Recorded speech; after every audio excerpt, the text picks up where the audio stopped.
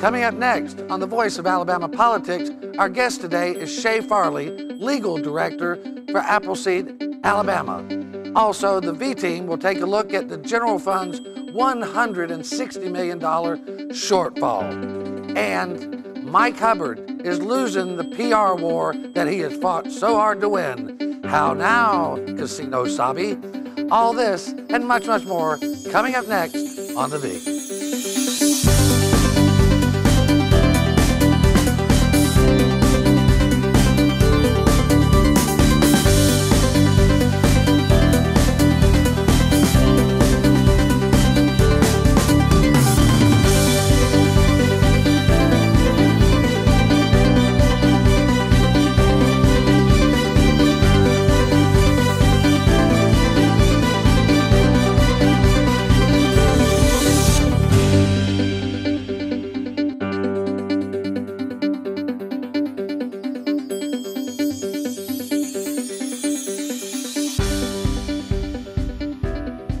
Welcome to The Voice of Alabama Politics, where we tackle the tough issues so you have the hard facts.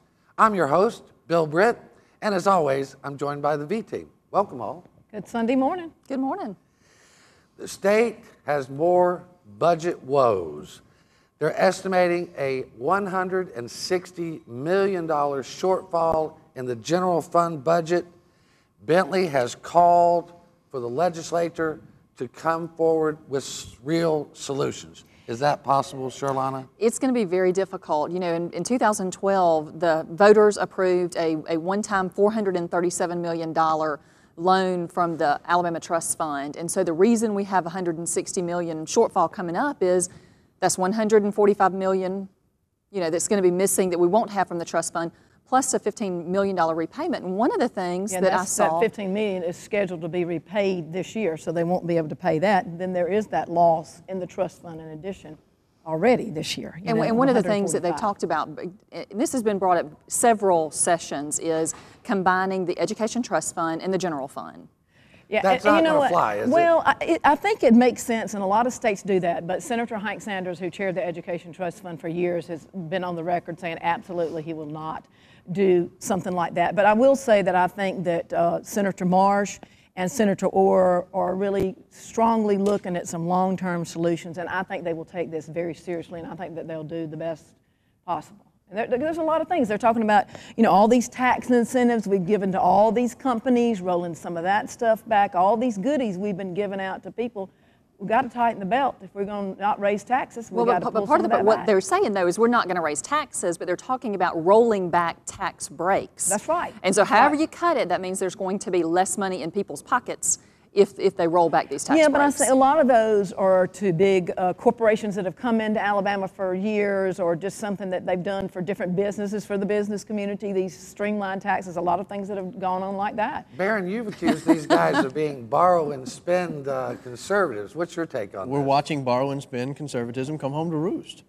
I mean, that's what this is. We've been borrowing our way to a balanced budget for years and years, and now we can't do it anymore because we've run out of borrowing capacity. And this is the failure. You've got to either raise revenue or cut the budget. You cannot continue to borrow your way into prosperity. I mean, combining the budget is going to be very, very difficult. It's going to be very contentious. It will be a political knockdown, drag. I mean, the fight will go on and on. Texas tried to do this, and it was very difficult. Well, because the problem is, I mean, ultimately what you have happening is you're robbing Peter to pay Paul. You're taking money out of the Education Trust Fund, and this is the complaint, and propping up the general fund, because the Education Trust Fund actually sees increases because of sales tax increases and those kinds of things. And you're not going to have that in the general fund. The bottom line, they've got to balance the budget. Let's start with contracts. We'll start with a lot of abuse and fraud, and the general fund budget and education, both of them. There's plenty in there. We know that. It's floating around everywhere. They need to get to the nuts and bolts of this and quit funding things that are really kind of private entities, that they're doing private-public, partnerships. They just need to, get down. What about this Canfield rolling reserve? Are y'all up to speed on that? I mean, I don't really know much about it. Do you, Barry? Yeah, the Rolling Reserve Act says instead of budgeting on forecasted revenues, we're going to budget on a historical revenue basis, 5 years, 10 years, 15 years. You can use any different number you want. But we're going to go back in time and we're going to average that number out, and we're going to act as if, because that's a more consistent over the time. We're going to say that is the projected revenues for next year. Right. And if it comes in more, we'll just put that to the side. But has this been working? Well, the reason it hasn't been working, I mean, they are stockpiling money in the Rolling Reserve Act. There's no doubt about in the Rolling Reserve Fund, but it's a disaster. The idea behind rolling reserve budgeting is in times of plenty, you put money aside so that in times of lean, you go get that money. Right. They started this in 2011 at the height of the Great Recession. So we got lean years. We're saving money in our lean. Yes, it was the stupidest thing I'd ever heard of. Well, and the other thing you're going to have say, complicating it, though, is they're going to have to do something with the prisons issue this next time. I mean, so when we're looking at having a significant shortfall in the budget with needing to put money into propping up the prison system, it's going to be a mess if they can't come up with something. I think a lot of the special interests are going to have to move over to the side. And if it can be done, it can be done this first year, because this is the first year of the quadrennium. It's usually a honeymoon session. They get a lot of good things passed. And I think they didn't pass stuff in the first year, so by the time the fourth year comes around, they're having to run for re-election. People maybe have forgotten about it. That's right. But I think Senator Orr will be a great steward of the budget, and I think that he and Marsh will work very hard to work with the government. Well, if Marsh is still around. Anyway, the interesting thing to me is that this deadline that the ALGOP county chairs missed the deadline on several filings for local officials, and now we find out from the Secretary of State it's just like, oops, no big deal. Is that a big deal, Barron? It should be a big deal because Republicans should be law and order conservatives. We should follow the rules even when it's inconvenient. If it's a failure at the top. Bill Armistead failed in this respect. His job is to make sure county chair people do what they're supposed to do, get the message to them. A lot of them didn't know they had to qualify people by a certain date. Okay, well, this is the question. The two counties that they missed the deadline of the Republican candidates, is their name going to appear on the ballot in November, or is it not? Well, according to the Secretary of State, that's totally up to the probate judge in that area. Okay, well, you know, if you reflect back about 6 or 8 years ago, there was a judge down in Mobile County, Pam... Right. I can't remember her name, but in any event, she did not file on time, and they did not let her go on the ballot. Well, it's so totally up to the probate probate there of judge. not letting them be on the ballot. We got about a minute and a half. I want to get to this Mo Brooks comment about the war on whites. Is there a war on whites that the Democrats are waging? Well, if there is, we white folks are winning it. I mean, come on. There's a bit about Louis C.K., and I was talking to you about it before, about, it's great to be white. I mean, I think Mo Brooks was trying to go for hyperbole. His point, I think, after I read some of his follow-up comments, is that the Democrats have typically used the race card, and so that's why he says that to sort of put it out there that there is this war on whites. The fact of the matter is the Republicans are having a very difficult time reaching people who don't look like their core group, the Hispanics, women, African Americans, that sort of group. And I don't think you're going to reach them by saying there's a war on whites. Well, I mean, it just seemed like a big gap, but he stuck with it, didn't he, Barron? He did. It's interesting. The same day he made the war on whites comment, Michelle Obama comes out and says women are smarter than men. Well, there you go. I don't disagree with that. But you got to know how the public is going to perceive what you say. Well, we're going to have to let it go right there. You're watching The V. We'll be right back. Stay tuned.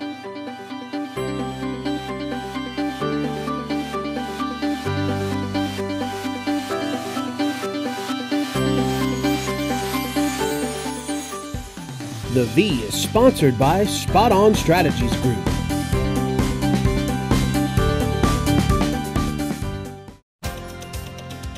Welcome to Alabama's newest entertainment destination, Wind Creek, Wetumpka. The perfect escape for date night, a getaway with your friends, or a relaxing poolside cocktail. Whether it's a day trip to enjoy the best steak in Alabama or a romantic weekend, the finest Southern hospitality is just a short drive away. Wind Creek, Wetumpka. Find your winning moment.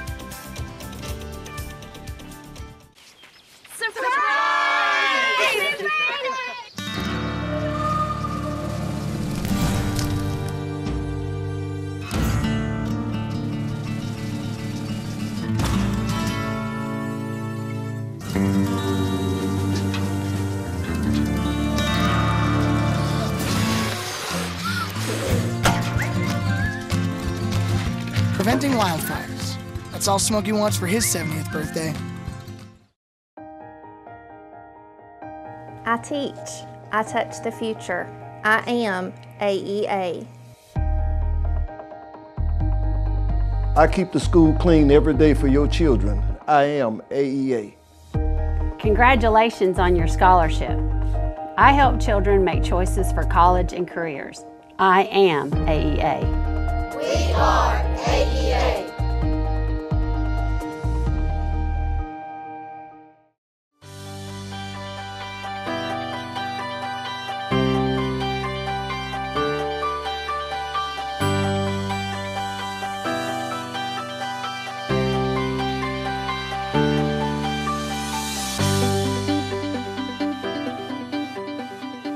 Welcome back to the voice of Alabama politics. Our guest today is Shay Farley from Alabama Appleseed. Welcome. Thank you for having me back, Bill. I really appreciate it. It's great to have you here. A big ruling this past week in a case that you've been deeply involved in. The payday lenders came out against a law that was passed last legislative session. A judge said, no go. Right, so it was nothing that the legislature did. The failure of the legislature incentivized the state banking department and the governor to agree on regulation. So it came from the state banking department. Right. And that was really the crux of the lawsuit. The payday lenders said the state banking department exceeded its authority. And the state banking department wanted a centralized one database to which all payday lenders in the state who gave loans would report. Right now they use about 7 or 8 different databases that don't communicate. And so the state banking department said, we cannot enforce the law by tracking these loans unless there's one database where everybody's communicating. So lenders said, no, I don't think that's right. And then they also claimed that the fee collected would be a tax on these businesses. And both those, the judge said that he didn't believe. Why is it important to have a central database? Centralized database, think of it this way. I mean, all of our driver's license, when a cop pulls you over in Montgomery and then another pulls you over in Birmingham, they consult one database to find out that you've also been, or if there's a warrant out for your arrest, it's one database. Well, with payday lenders, first of all, the law says a $500 cap for any borrower for loans. You can get multiple loans so long as it doesn't exceed that $500 threshold. Well, when there's multiple databases, it allows lenders to either knowingly report to another database from their neighbor or partnering business. So it basically allows the lenders to evade the law and not allow the state banking department to enforce the law. You've been fighting this battle along with other folks for a long, long time. You've been joined by religious leaders, yes, by civic leaders.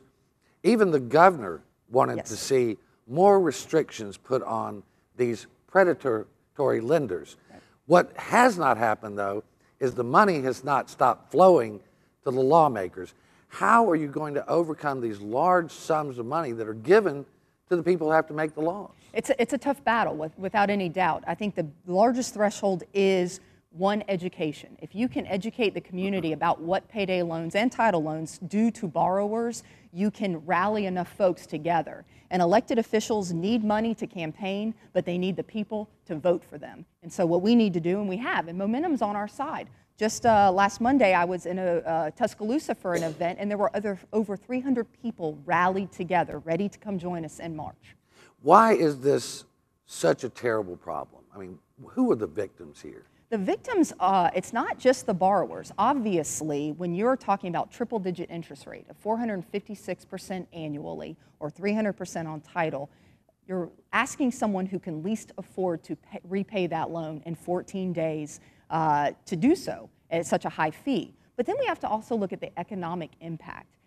There's been research that shows for every dollar that goes in that is spent in fees at a payday loan store, $2 come out of our community. Now think if you're the most economically responsible and you think people need to make the right decisions, you should be against payday loans by the very nature that it incentivizes bad budgeting. I'm telling you, I'm basically writing a bad check. I know I don't have the money right now.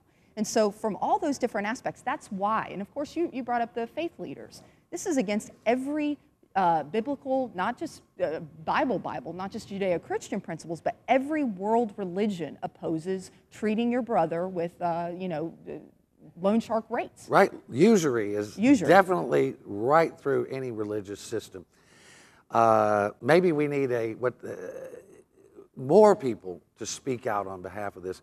But you see in poorer neighborhoods, especially what I call poverty farms, payday lenders, pawn shop, all rent to own, all this.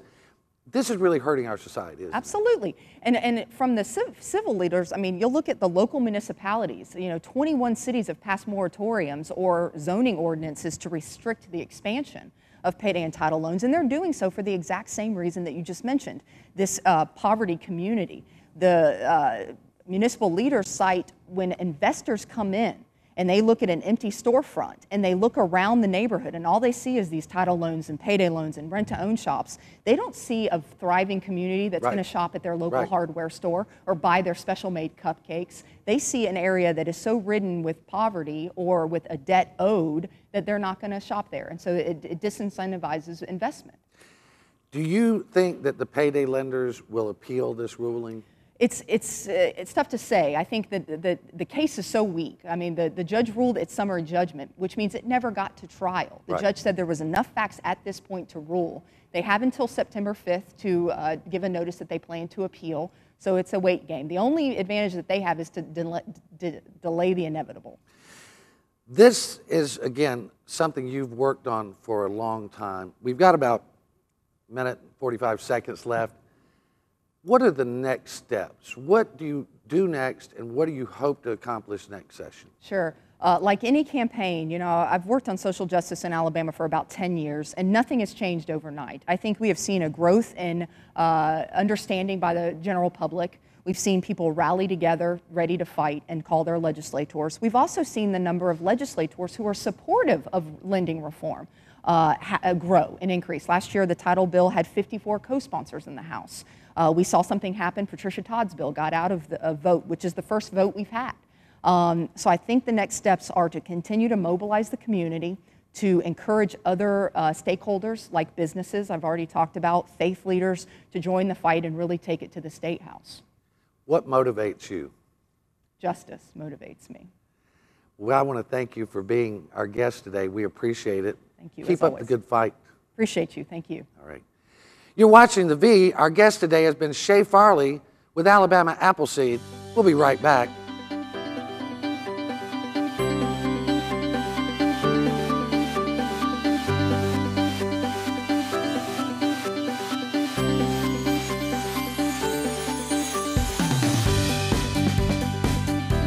The V is sponsored by MediaWorks Communications Video Production Services for all your video production needs.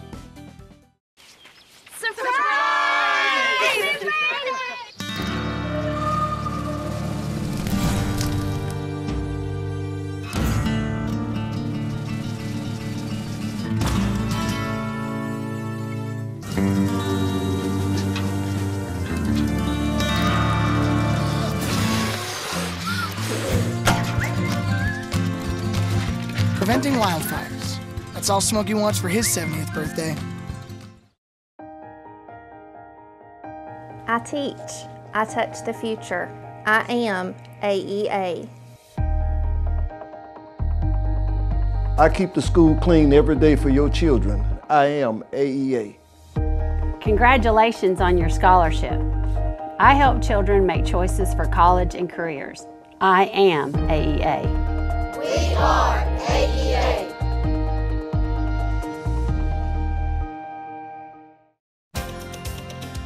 Welcome to Alabama's newest entertainment destination, Wind Creek, Wetumpka, the perfect escape for date night, a getaway with your friends, or a relaxing poolside cocktail. Whether it's a day trip to enjoy the best steak in Alabama or a romantic weekend, the finest Southern hospitality is just a short drive away. Wind Creek, Wetumpka. Find your winning moment. It's time to take a road trip. In Alabama, the road and the restaurants are calling. We've elevated barbecue to an art form, a meat masterpiece. Fine dining your thing? National awards are putting us on the map. Because everything's fresh and local. And if you like your dinner with a view, well, you can't beat this. Alabama has a road trip with your name on it. Which one you gonna take?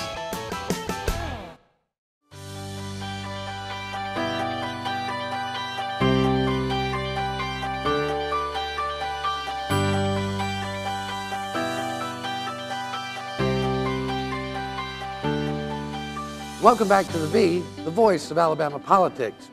Jack, it's nice to have you this Sunday. Nice to be here. Thank you, Bill. Yes, you make my Sunday morning. I know, Clarine.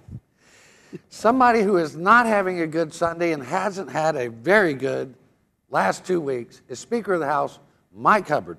Since the revelation from Politico, the PR war has turned against Hubbard, hasn't it? Yeah, it seems like there was almost a aura of fear among the media that they did not want to challenge Mike in any capacity at all under any circumstance. Excuse me, you said there was almost an aura? I mean, there was. That's How what about it seemed there like. was? Well, you know, the last couple of weeks, the cap has come off. I mean, there's not an avalanche yet, but things are starting to leak out. Well, they were scared to report on him. Yeah, well. But now that the national media has reported this, they've got to report it. And just like the first indictment, when it came down with Greg Wren and all that, y'all's outfit was the only person that ever reported, then people had to report on it. So it's been definitely a factor. chink in the armor. Yeah, it's a big deal, isn't it? Yeah, I think it's a big deal. I mean, once the Politico story broke, then there were other stories that, people followed suit in the state media who had up until that point been silent on the issue. Yeah, and I thought it was very interesting, that article in the paper a week ago about the Alabama House of Representatives Speaker's staff and who they work for and how all of them have received raises,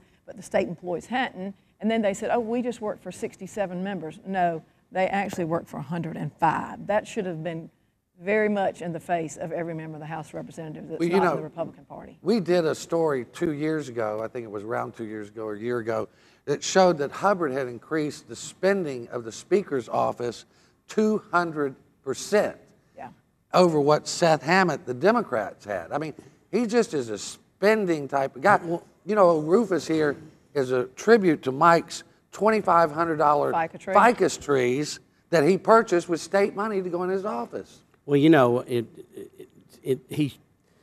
called his predecessor a tax and spend liberal, and now he's out there outspending on staff and operations of his office. But y'all know what I would say? It's egregious. It is. But this idea of him taking money from the Porch Creek Indians, laundering it through the RSLC, that is hypocritical in most people's minds. Are you hearing that, Barron? Oh, absolutely. I mean, that's the biggest complaint on this whole thing, is not that they did it. I mean, most people don't care whether you take Indian money or not.